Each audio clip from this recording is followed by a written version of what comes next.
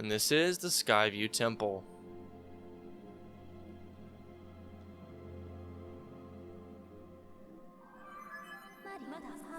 Master, I have bad news. The auras of many creatures reverberate throughout this temple. As a result, I can't isolate Zelda's aura. You will not be able to track her here. Given the situation, I suggest you look around to see where we should move next. Sure thing. So, what's up everybody, and welcome back to my Let's Play of The Legend of Zelda Skyward Sword. In the last episode, we made our way back up to the sky to grab the bug net, as well as an extra wallet before heading back down to the Faron Woods into the Deep Woods, in which we made our way here to the Skyview Temple. And well, in this episode, we're going to be heading on deeper into the temple, so let's just get started. So I have a keys here, which once again didn't give me a... Oh, and here's spider webs. Might as well mention you can get stuck in them. And to break free, you just have to shake your Joy-Cons back and forth. Or if you're playing on the Wii and Nunchuck, do the same thing there. Here you have a bird statue, but they do not give you the option to go to the surface, because obviously you're indoors. But any statue that you find in the dungeon can simply be used to leave. And so it will just take you right back outside, no need to backtrack whatsoever. But we don't actually need to do that. But I will say, if you do decide to leave, it will take you back to the beginning of the dungeon, and you'll have to track all the way back through once more. That's just how it goes. A quick way to get through these is to, if you can do it properly, is to roll through it. I mean, I botched it there. I wonder if I can grab... Oh, you're joking. I had the wrong bottle out. That really stinks. I can't grab those mushroom spores, I guess, and I accidentally used my other revitalization potion. That will probably hurt me later. Just gonna be honest, it probably will. Alright, I botched it again. I can't seem to get that right. You can do it, trust me, I've done it before. If you try it, you might get it, but for some reason I'm having trouble with that. Anytime you see a tree like that is glowing, you can, if you can, and you're not terrible like I am, you can normally... I thought I might be able to squeeze by him, but that guy's too quick. So instead, you can either A, stun him, or B, just hit the switch from here and never have to climb up. And that will open the door next to you. I recommend just hitting it with your slingshot. It's quicker. You don't have to worry about the Deku Baba whatsoever. This is a brand new type of enemy, I believe. Or it's not even an enemy. It doesn't even do anything. The magical sentry has a natural tendency to stare at the tip of pointed objects. So it will, obviously, as you can see right now, it's pointing at the tip of my sword. So if I pull it out, I can spin my sword around and around. The eye will get dizzy and fall off. And that's going to be the key to, well, get through that door. And then you can see that this tablet right here says the same thing. He who descends from the sky, lean your ear to the wise voice of the servant who brought you to the firm soil. I actually don't know what that means. I'm going to be completely honest. But this brings us into this room. Alright, I'm definitely swinging my sword down. And I just smacked my Joy-Con. Those things will blow up if you're not careful, and uh-oh. Get those guys off, do a spin attack. Same thing here, where you can use your shield. Doesn't really matter. Ooh, cool, a heart, I guess. And, ooh, a rupee. I'll actually take that. And this brings us to kind of this central room. There's no need to activate bird statues in the temple. You can't warp to them. Now, once again, in this game, though, with the certain amiibo figure that you can get, even inside of a dungeon, if you use it, you can head back to the sky, and it will bring you back inside the dungeon. But anyway, let's head through this door by hitting this switch. This will be the path forward. Obviously, the door in front of us has a locked, or has a key that we must get in order to open it up, so I will be on the lookout for that. But here we can roll through it just like that. There we go. And we have a brand new enemy. You can hit the down button.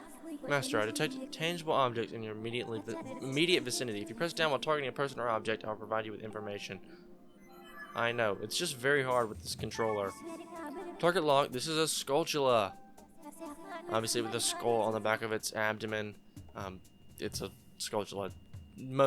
Common Zelda enemy. You see it all the time. The giant species of spider inhabits the deepest areas of the forest. It attacks with highly adhesive webbing in order to prevent its prey from escaping.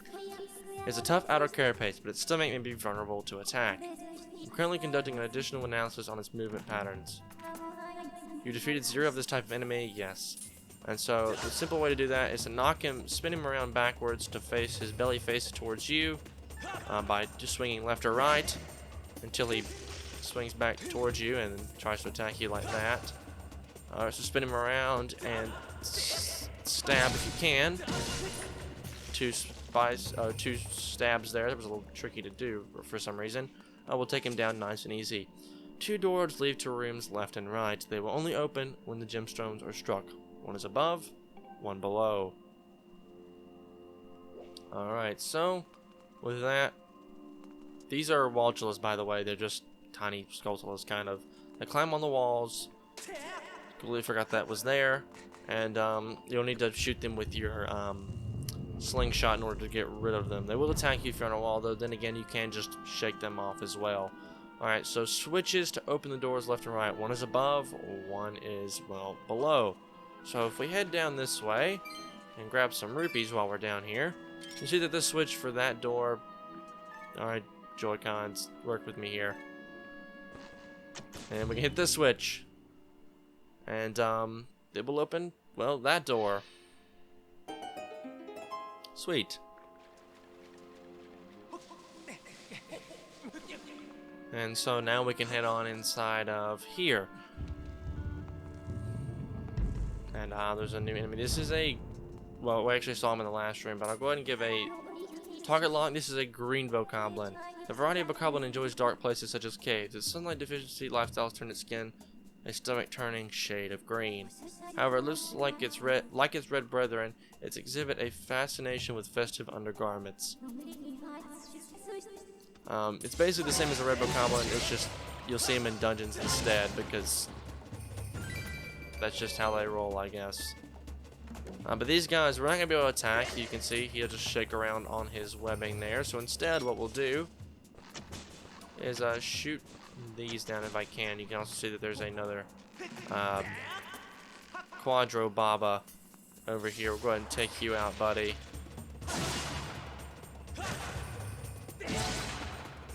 There we go. Sweet. And now that we're facing this guy, we can simply stab twice. Hopefully cut the webbing out. Or don't, I guess. Head down here, stab you twice.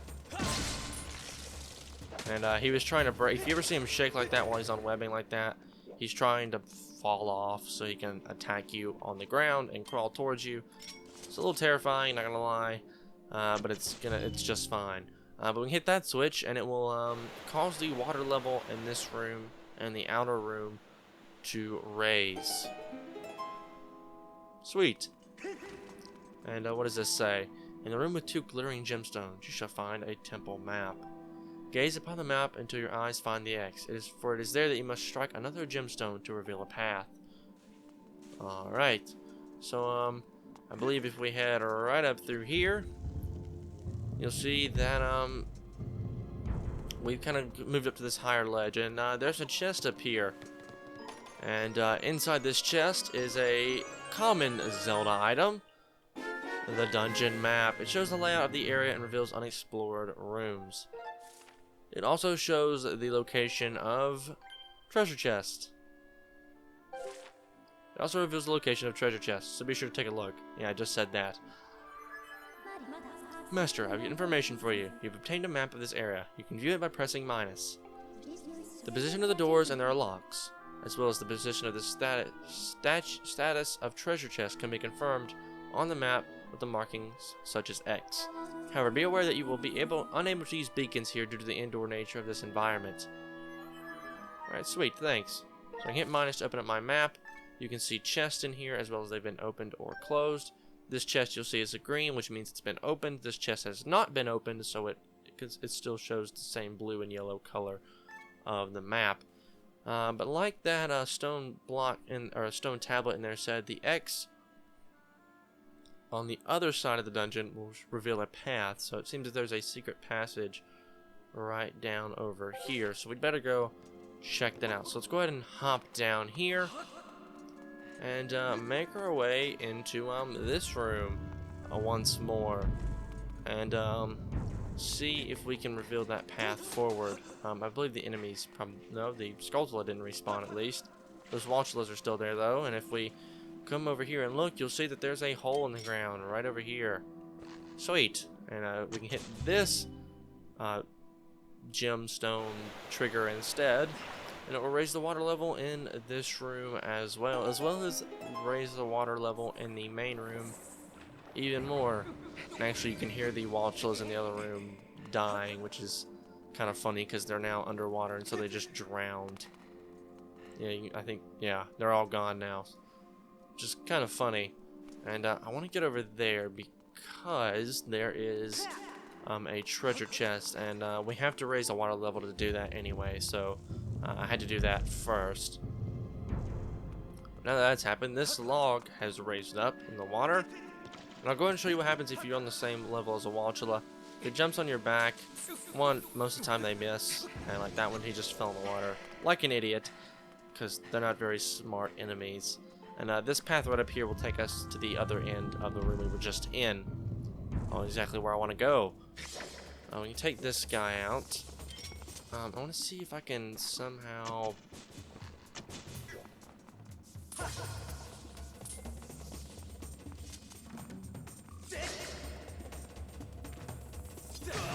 Ouch. See if I can knock this guy down off of his string, perhaps.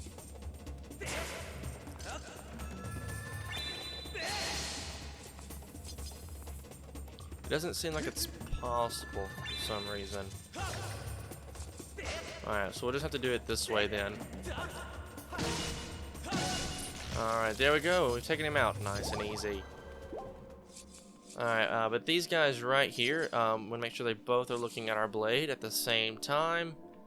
Spin it around. They have to be doing it at the same time. You can't do one or the other. You have to do it at the same time. That's just how it is. And when we get both of them, this treasure chest will open up. And inside of this treasure chest is, well, the one item we need to progress. It's that small key.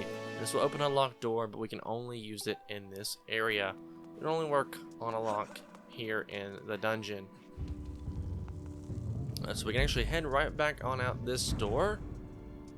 That's even correct grammar, I'm not even sure. And we can head over here. You can see that Link does have an air gauge. That will come in use much later when we can actually go underwater. But for right now, basically, Link doesn't know how to swim. But we can head inside of this area over here.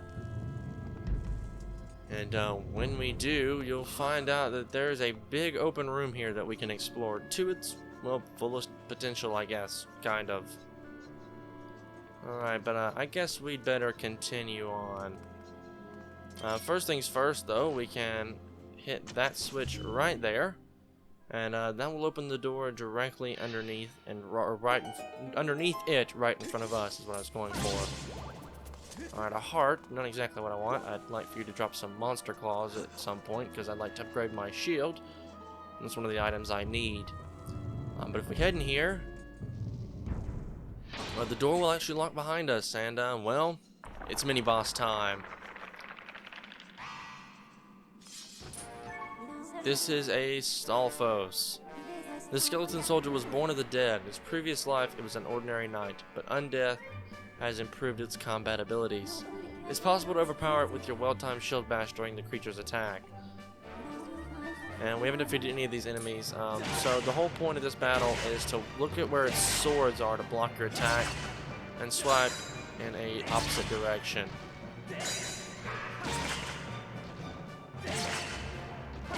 Alright, so like down there, sideways there, down there, sideways there. I do not want this bottle. There we go, and that was it actually.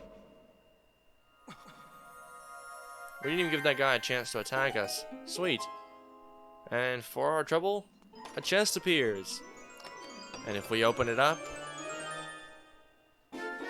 we got the beetle. The unexplained power contained with this insect-shaped item allows you to control it as it flies through the air. Point the cursor where you want it to go and press ZR to send it soaring. And it also goes in our item pouch. You've acquired a new item. Analysis of the object's insect-like profile and wings indicate it can fly. After launching it, you can remotely pilot the device. The sharp structure on the front of the device can sever threads and deliver a blow to smaller objects. Press ZR to ready the device for takeoff and press the right. Directions, Connor. Right to learn more about its operation. Alright, I don't really need to do that. You just simply point in the direction you want it to soar, press ZR to launch, and then pilot using motion controls. Alright, so that switch that we used to get into this room will probably help us get out because that door is still locked, so we should probably do that first. And sure enough, it'll unlock the door again. And the beetle automatically comes back to us when we need it. So sweet, there we go. And that's about the first half of the temple completely done, actually. We've actually done quite a lot. And actually, now's a great chance to show off what I wanted to do earlier.